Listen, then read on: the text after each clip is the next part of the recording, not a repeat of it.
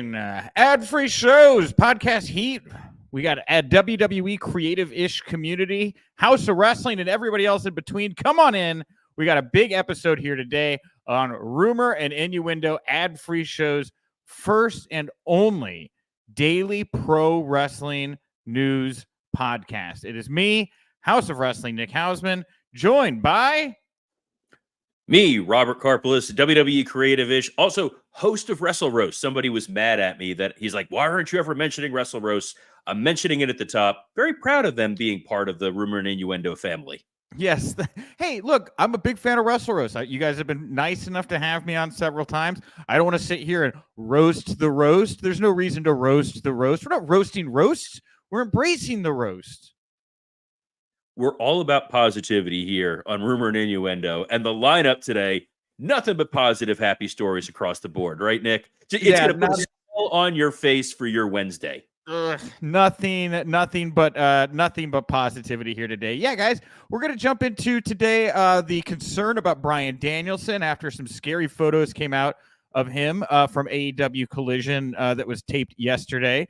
We also have some news on WWE Cutbacks, on house shows in the home video business. NXT was last night. They teased a big return coming up here for Deadline. Another talent off of Deadline due to injury. And, of course, at the end of the show, if we have time, we'll talk about Billy Corgan and the CW. We'll see if we have time for it.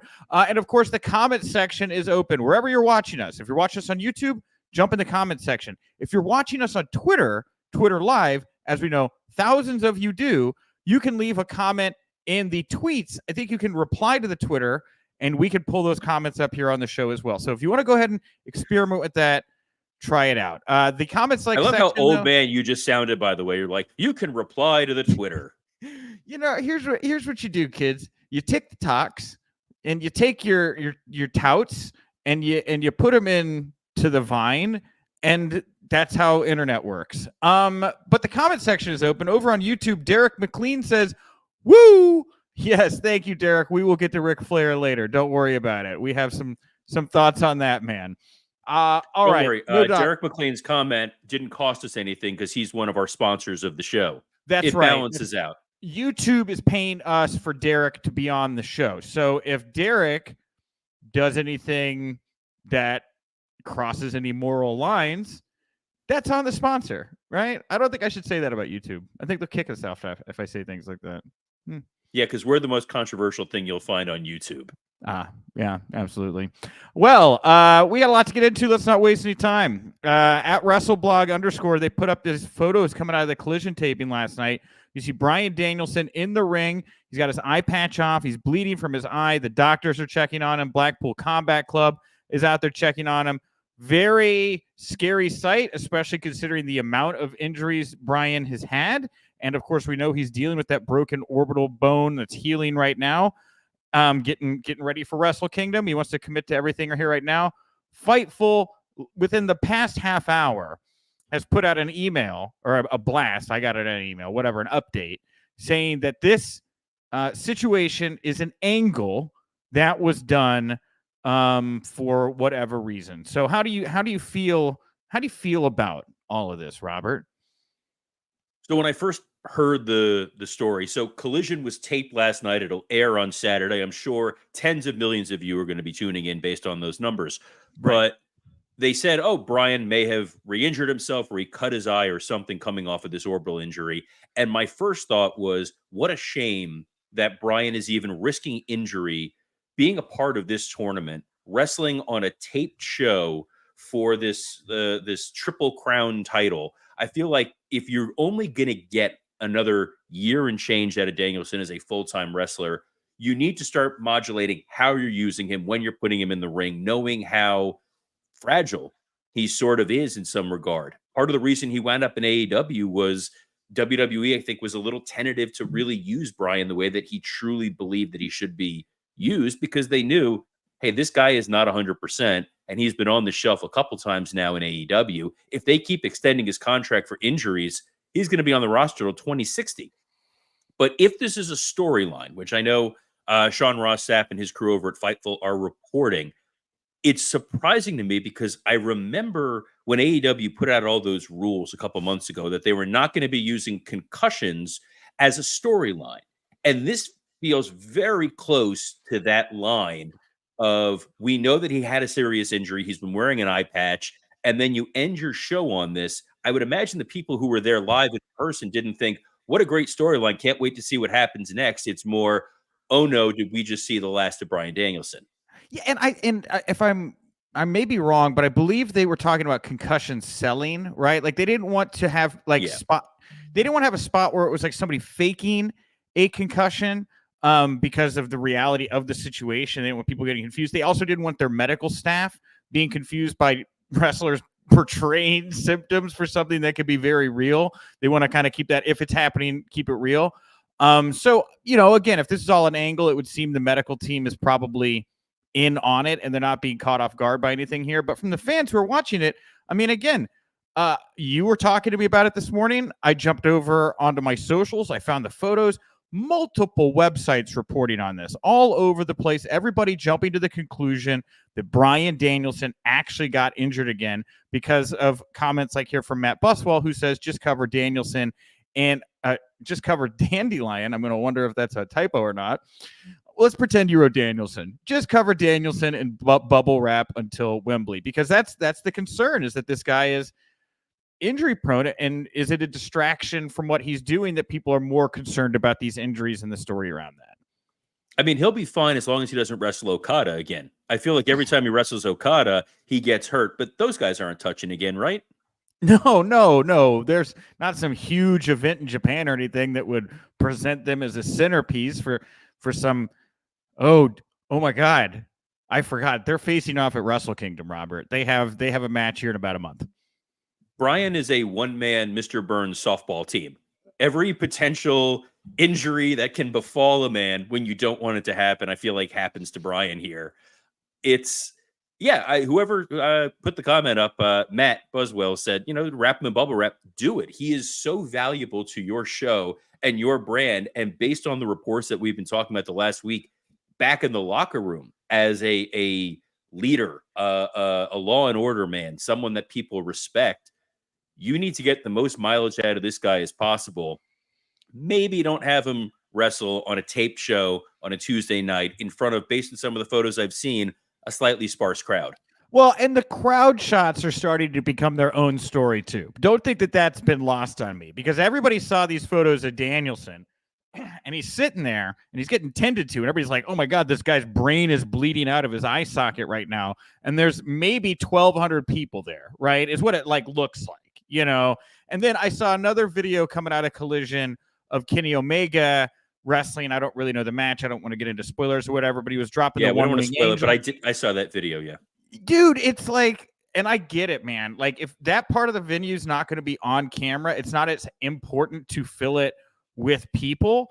But at the same time, if you're a wrestler just trying to perform and trying to get into that moment, and you look over and half the place is empty and you're putting your life on the line, like, again, like what people thought was going on with Bryan, it goes back, I think, into some of the frustrations we were talking about on yesterday's episode.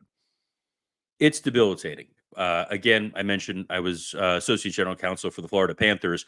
We used to have games where fans got their own section, and it's demoralizing when you're watching it on TV and you just see an empty arena. And AEW is doing everything they can to mask that and hide that, but it's becoming a more systemic problem. And you don't want your production having to worry about, how do we hide empty sections of crowd fans. That was a weird phrase. You want them to be worrying about, how can I put the best show on possible? Well, one thing that has been a bit of a distraction for AEW recently, and has admittedly turned off some wrestling fans to the product, is the inclusion of Ric Flair. Now, Tony Khan, obviously not immune to this criticism. He lives in a social media space, it would seem. He was talking to the New York Post about Sting's retirement match. Now, I want to try to put this comment in the correct framing here, because I don't want it to sound like Tony was being grilled about the allegations against Rick or any of that feedback or blowback. They're just really talking about Sting's retirement match and then Flair's inclusion in it. And so at this point, then, Tony drops this very interesting line that has been picked up from everywhere. He says, we're not paying Ric Flair. Ric Flair is essentially paying us. We're getting paid by Woo Energy for all of his appearances, so we're collecting revenue from them. And then according to an AEW spokesman, and this is from the same New York Post article, Flair has a separate talent agreement in place with the company outside of the sponsorship deal that compensates him for his work.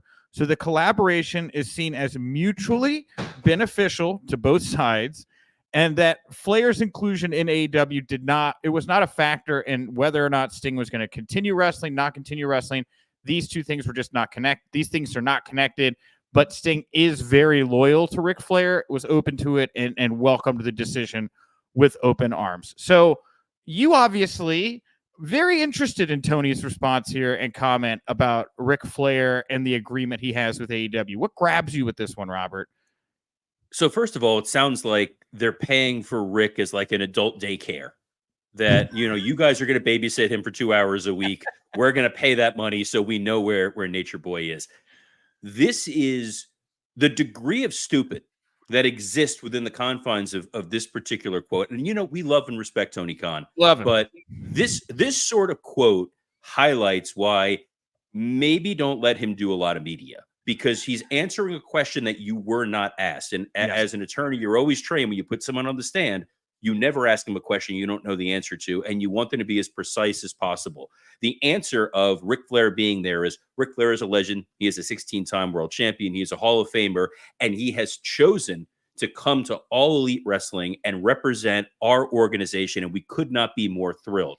Instead, he positioned this in the same way if WWE had Flo main event of WrestleMania as a referee because Progressive paid them a lot of money. That's a great story if you're a publicly traded company to say, we've leveraged this sponsorship deal, and now you're going to have Chucky on TV because we're cross-promoting sci-fi. It's Ric Flair. He is the Michael Jordan of professional wrestling. You don't need to make it seem like we got a great bargain on this. They're paying us for Ric Flair to be on TV. It doesn't help anyone, and it's disrespectful to Ric Flair's legacy. I know we were critical of that Flair promo, but we said if you know how to use Flair properly and you keep him penned in and you keep him pre-recorded and you keep him within the lanes, he has a tremendous amount of value wherever he is. This is demoralizing and it's damaging to his reputation. And this sort of quote is Tony trying to throw his hands up and absolve himself of these embarrassing situations. Okay, I would again say I would not be touching Ric Flair with a 10-foot clown pole right now in the pro wrestling space, because I do not see the added value unless you are making so much money off of this deal that it is you cannot turn it away. Then I don't know, because the blowback we're seeing to Flair being involved already kind of some of negative publicity. I know you're saying, okay, well, how much are sponsors going to care? What are the fans like? Whatever, dude. They are losing the cool factor war to WWE in every way. It is not one thing. This is one of many things, and it is just not helpful to have Rick in that mix right now. You know, what I interpret from Tony saying with his comment is, look how much money we're making, right? There's a lot of questions about the viability of AEW as an entity. He's saying, guys, look, I understand there's reasons people may not want Ric Flair here right now, but you know who you do want here right now? Bryan Danielson, Adam Copeland, and those guys I can't pay their salary for unless I find creative ways to bring millions of dollars into this company. And Ric Flair, the deal we are getting on Ric Flair is plus money for us, right? Which I understand, but how much negative money are you getting from fans that are just like, this is not what I want. This is another thing I'm not interested in. You are losing the cool factor war to WWE. You don't need to say it in the first place. Again, they're not a publicly traded company. We talked about the amount that they supposedly generated in revenue this year as a gross, not a net. But this is yet another piece of, it doesn't make me watching the show feel better. Imagine if WWE was saying Logan Paul was here because Prime is paying us a sponsorship, and that's why Logan Paul was wrestling and has a title. No, Logan Paul is there because he's an attraction, he's a star, and people are excited to see him. I think people could have been excited to see Flair in some capacity, depending on how he was presented, but making it seem like he's the Geico Gecko and they're getting money from being on there doesn't do anybody any favors, especially when he's now married to one of your biggest storylines. Listen, I want to see Flo. I want to see the Geico Gecko. I want to see the guy from the insurance commercial with the Limu.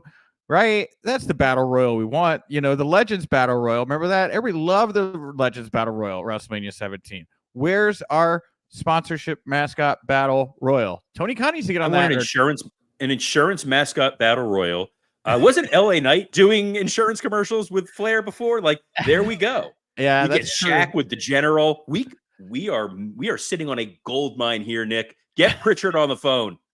Pritchard, I think, that's the thing. Tony's like, this is a really good idea. I got to beat the other con to it. I think this thing might happen on like an AEW 0 hour or something like that. Yeah, it'll be on a Ring of Honor taping that you have to pay to watch the insurance battle royal, which we know will be won by Mayhem. Johnny Disco here in the comment section. Yes, book it. And if it's Johnny Disco saying book it, it's a good idea. That's Johnny Disco. Big time stuff. Okay. This took a weird turn in a hurry. But here we are. This is why you're here, guys. Took the best turn. Well, Tony Khan, he was not done saying things yesterday. He had one other thing to say. This thing far more positive. I actually think this thing is actually pretty cool. He took to social media to announce that longtime TCM host Ben Mankiewicz will be Tony Storm's guest ring announcer for tonight's AEW Women's Championship match against Sky Blue. We also had Michael Burgett jump into the comment section and say, one thing I love about tonight's Dynamite, TCM's Ben Mankiewicz is introducing Timeless Tony Storm, given Ben's grand uncle wrote and directed All About Eve, which I did not know, but that movie is supposedly the basis for what's going on with Tony and Mariah May and a few others. Yo, absolutely. I love everything about this. I love this as Tony embracing that they are part of Warner Discovery, which I don't think they capitalize on enough. Outside of the occasional Shark Week promo, or they had a Rick and Morty ad for a while, you are part of one of the largest media empires on the planet. Pull every lever, use everybody you have.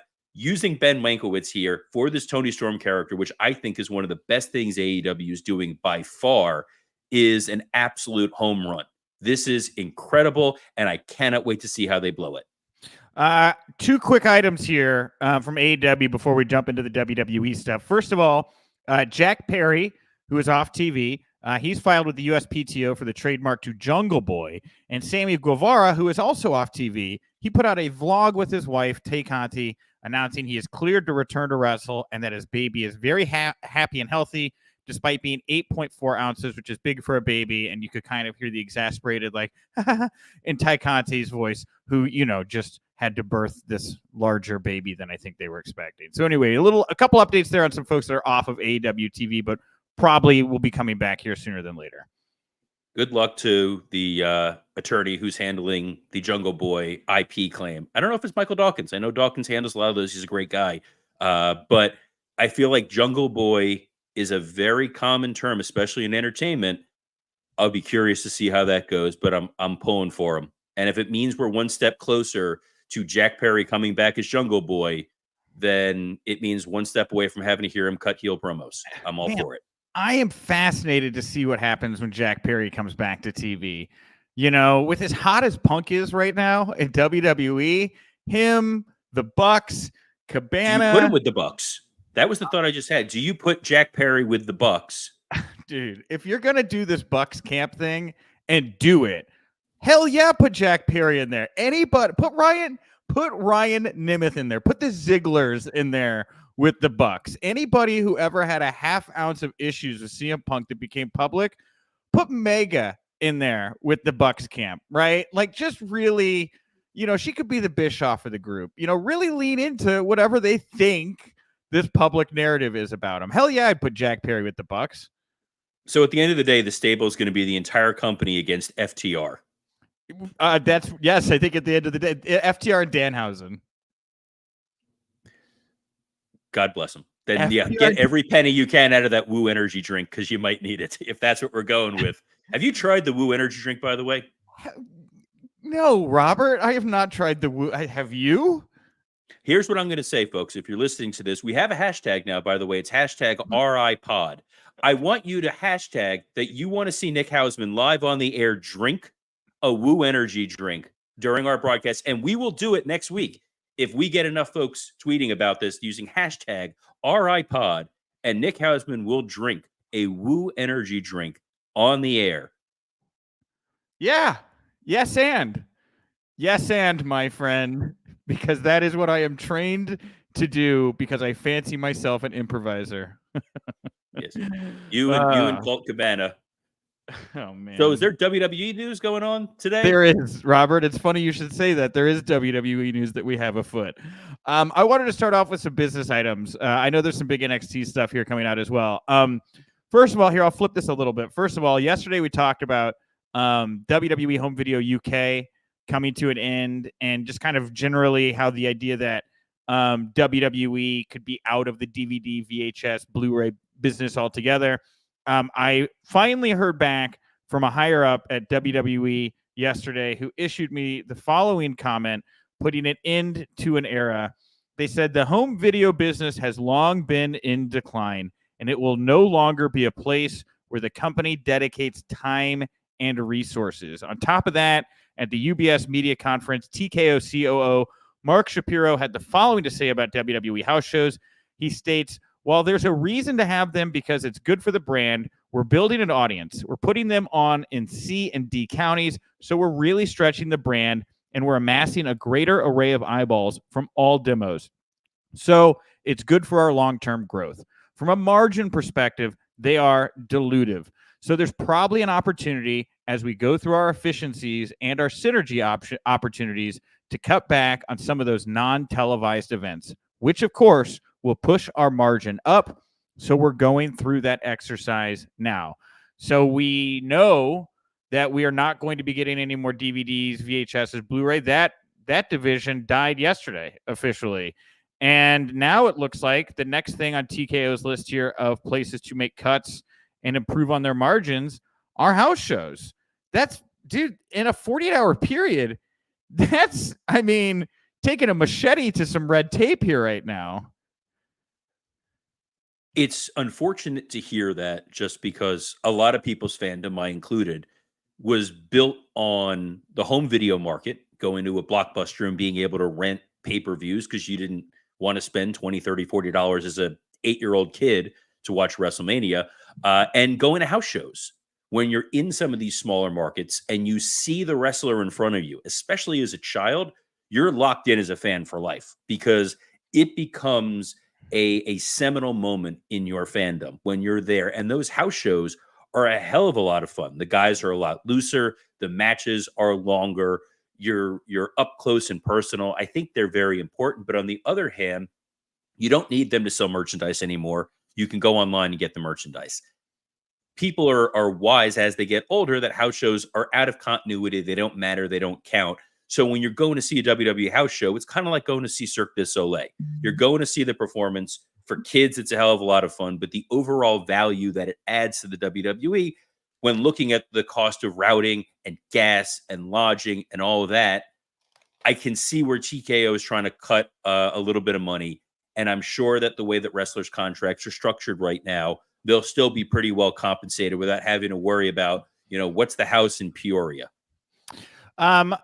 For a lot of reasons, it was tough to break a lot of this news yesterday and report on some of it, because I am so nostalgic for that era. Much like Robert's saying, like, I was a kid who went to the video store. I found SummerSlam 91. It was a bright yellow box. It had these flashy colors on it, looked way over the top.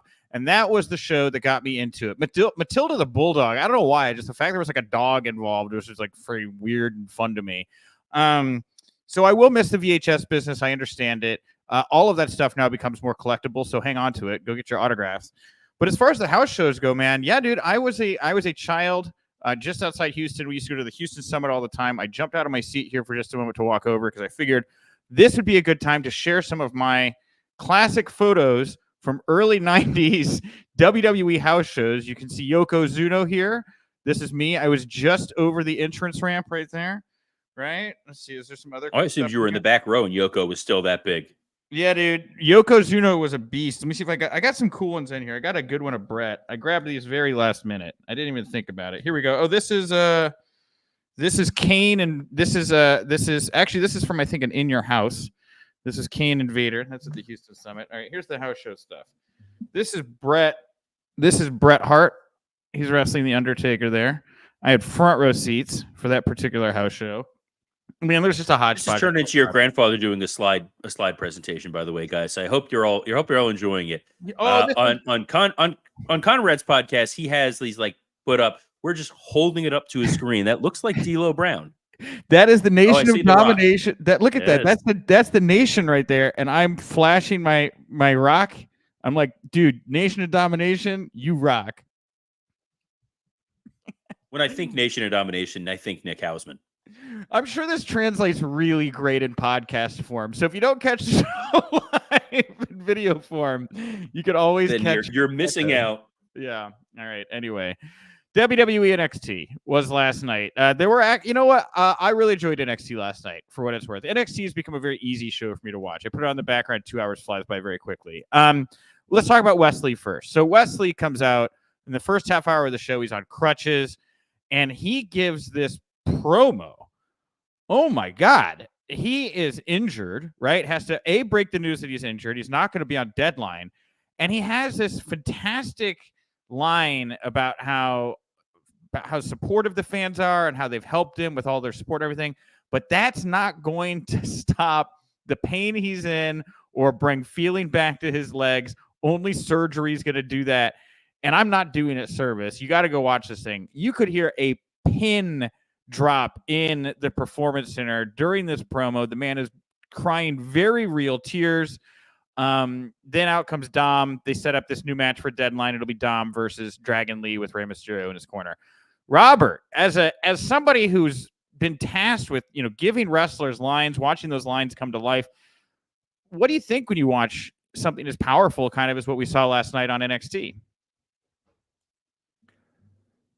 You take a person, you turn them up to 11, you put them out there. Wes Lee spoke from the heart. It's clear that he is devastated by what happened here with this injury. His career seemed like it was going great for a very long time. Losing his tag partner in the controversial way that he did, he could have very easily been marginalized. He could have been cut. He reestablished himself as a single star.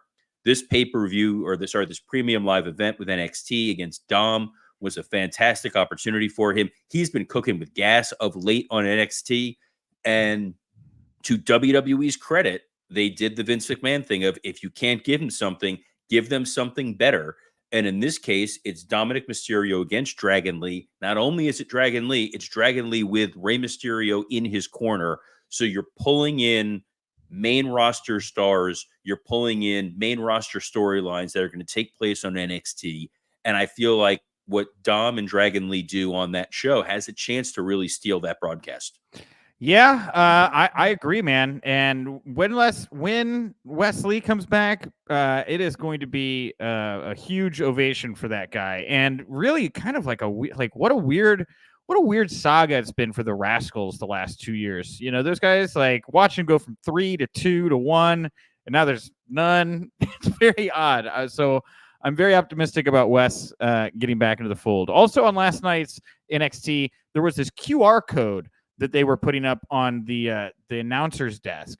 And if you scan the QR code, it took you to a landing page that told you, we'll see you there at NXT Deadline. And there's a video you can play that has a voice that sounds like Cora Jade saying, see you there. So after being off of TV for, I don't know, whatever reasons may be, she'll be back, and in the mix here, it looks like Deadline. This is a great little bit of viral marketing. Hunter's he's wonderful with the QR codes. I love anytime they put those little things in there and make you pay attention to what's going on in the background, or pay attention to a QR code, something hidden that makes you more invested as a fan. Now, I'm curious. I know there's a Shawn Michaels media call that's coming up for the NXT show. Are people going to show restraint and not try to put him on the spot and ask if Cora Jade's coming back? What are the odds people lean back and just enjoy the show? Or is this going to be your first question to Shawn? Wonderful, wonderful, Robert. Segue. Yes, tomorrow afternoon is the Shawn Michaels media call. I will be on that call. We will talk about it more on Friday. I'll tease it again tomorrow. Cora Jade's on my list of things. I mean, but here's what I want to know. I want to look, and people can steal my questions if they want. I got other questions. I want to know about Okada. I want to know about what happened with Ospreay, right? I want to know the obligatory Punk question, right? You put him over on the last call. Did you see this coming? How do you feel about Punk back? Can we expect him in NXT? That's always very good. But I think the Okada would be the buzziest question to ask Shawn Michaels tomorrow. Well, Shawn talked about Okada in the Sports Illustrated article as someone that he wants to see in WWE, didn't he? Yeah, that's true. We did give a quote about it. Okay, Ospreay goes to my list next. See, this is the thing. I haven't done any prep. I've done any prep. Yeah, but then even the Ospreay question, it's going to be a matter of, you know what? He's really talented. He's great. We got a lot of talented guys. They're really great. We're happy for everybody. Shawn's going to give a very good political diplomatic answer. Here's a two-parter. Here's my two-parter, because I'll put him on the spot with some stuff I've heard, which was that I had heard that Ospreay was being, one of the carrots they were dangling in front of Ospreay was that he could be like the big elephant of NXT Europe, which would keep him in NXT. And I've talked about this on the show, right? He could stay in Europe. He could be a part of that, help build it up, make the transition to the main roster, play with him in that way. Just kind of keeps him in the mold, work with people that he likes, has some terrain. He can be more creative. So I want to know if there was any validity to that, like what the conversations were like with Ospreay and what is the future of NXT Europe? Because you can kind of get a couple stories out of that. I think that's why I'm more interested in the Ospreay angle on the Shawn Michaels call. Yeah, I think that would be interesting to hear his take. Or you can ask him why he has the Undisputed Era picture. Oh, damn. That's another good one. I should just bring it up out of nowhere. Hey, Sean, they're talking about doing Bucks camp. You hear this? What do you think of this Bucks camp idea? Would you? Yeah, I don't want to tell you to give advice to Tony Khan right now, but like, good idea, bad idea? How'd you book it? Right? I'm sure he'd love that question. Oh, I'm sure he wouldn't see it coming. All right. Lastly, here to close out the show. It was a great night for the women of NXT last night. I thought they had multiple very good segments, a lot of very good action. Nikita Lyons, much anticipated return happened. She came back last night, took out Blair Davenport, looked great. And in this moment that went viral instantly and flooded my timeline to the point I said, I'm going to write an article about this because everybody's talking about it. Lash Legend body slammed Otis. And it was just very well done. This man flew at her off the ropes. She picked him up. She got her balance. She saw her mark. She planted this man perfectly and then did a little leap. It was great. After a very, let's just say, rough start for Lash Legend as an in-ring performer, she is growing on me.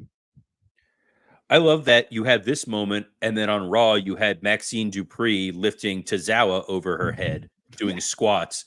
So we might not be getting intergender matches, folks, but we're getting these little moments. And if this is your thing, what a great day this is for you. This is your Christmas, guys. Hey, it's a great era right now, everybody. And unfortunately, we are at time. We will not be getting to Billy Corgan in the CW today. I know there's more. Maybe you should ask Sean about that tomorrow. Oh, you know what? That's not terrible because NXT got the CW deal. And, obviously I've reported quite a bit on what was going on there. And I had heard so much about the NWA's deal with the CW. Can you talk to me about what you know about their deal, sharing space with them, and why you think they were moved to the app? Also, thoughts on Machina Part 2? My hope is you ask Sean that question and he says, I'm sorry, we're out of time. Which, coincidentally enough, I'm sorry, we're out of time. Yeah, well, we are out of time. No Billy Corgan, but hey, come back tomorrow. Maybe we'll get to Billy in the CW and the NWA. But one thing you are going to get here on Rumor and Innuendo very soon, next Tuesday, the 12th, the day that the Iron Claw embargo lifts and everyone can freely talk about it, Chavo Guerrero, who is in the film, who is an executive producer for the film, will be on the show talking all about the Iron Claw, working on it, training Zac Efron. We'll ask him about a couple other kind of pro wrestling news items. And you guys, look, we're doing this live.